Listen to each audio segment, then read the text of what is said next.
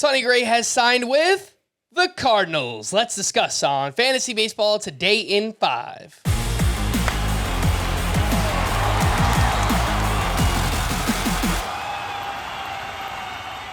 Welcome into FBT in 5 on Tuesday, November 28th. I am Frank Stanfield, joined by Scott White.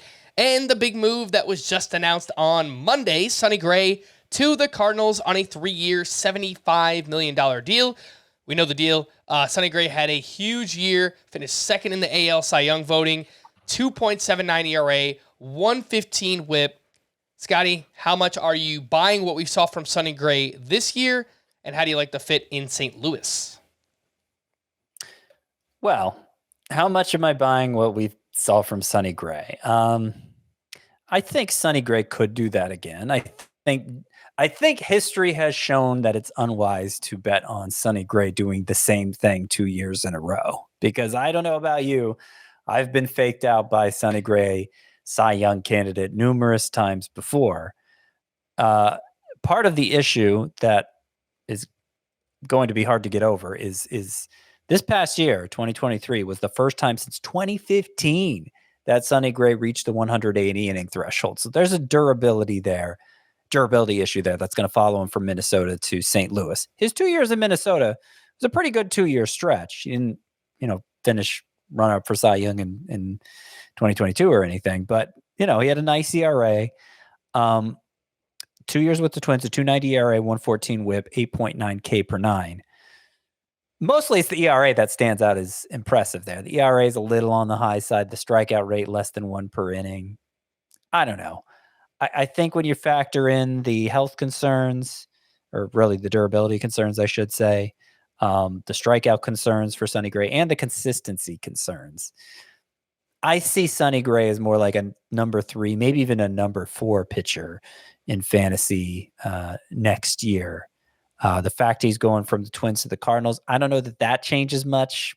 The Twins had the better offense last year, but the Cardinals have some offensive upside. I don't know that really changes anything. It's more just about the general inconsistency from Sonny Gray and the limited strikeout potential.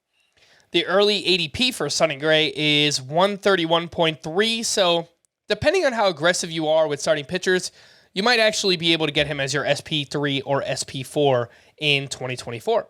We had another pitcher sign over the weekend. That was Kenta Maeda, who went to the Tigers on a 2-year, $24 million deal.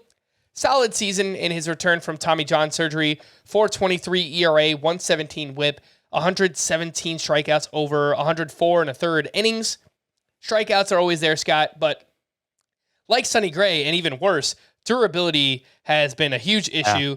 Kenta Maeda has not thrown more than 106 innings since 2019, so I'm not sure I would expect that from a 35, 36-year-old. The one thing here, Comerica Park is actually a great place to pitch, so if nothing else, that might help him limit the home runs a little bit more. Yeah, specifically for home runs, because StatCast rates Comerica Park is the 30th best park for home runs over the past 3 years. So that seems like it's the perfect destination for Kenta Maeda, though it is going to require him to stay healthy for him to have fantasy value. He's going to be 36 next year, so I don't know how much we can reasonably expect from him in the health department.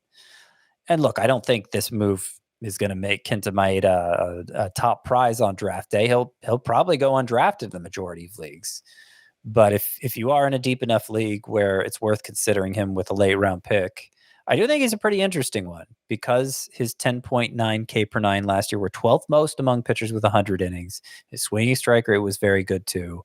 And if this move to Detroit cuts down on the home runs at all, he can get that ERA closer to the mid 3s, then I think you're going to have a pitcher who's pretty interesting from time to time. Lastly, we had a trade go down right before Thanksgiving. Third baseman Eugenio Suarez was traded over to the Dbacks in exchange for reliever Carlos Vargas and backup catcher Sebi Zavala. Suarez hit .232 with 22 home runs and 96 RBI. He also had 214 strikeouts, which were the most in the American League. Still hits the ball hard, Scott, but the slugging percentage, the ISO, was way down this year. I personally don't have too much interest. What are your thoughts on Suarez to Arizona? Well, you have to know what you're getting if you draft Suarez. Obviously, it's not somebody you should make a huge investment in. 22 home runs this past year. That's a problem if he only hits that many. But he hit 31 the year before in Seattle. And, Arizona's not the most homer-friendly venue. In fact, it's not particularly good for home runs, but neither is Seattle. So I don't know that the venue shift changes much for Suarez here. It's just more, can we see the 2022 version than the 2023 version?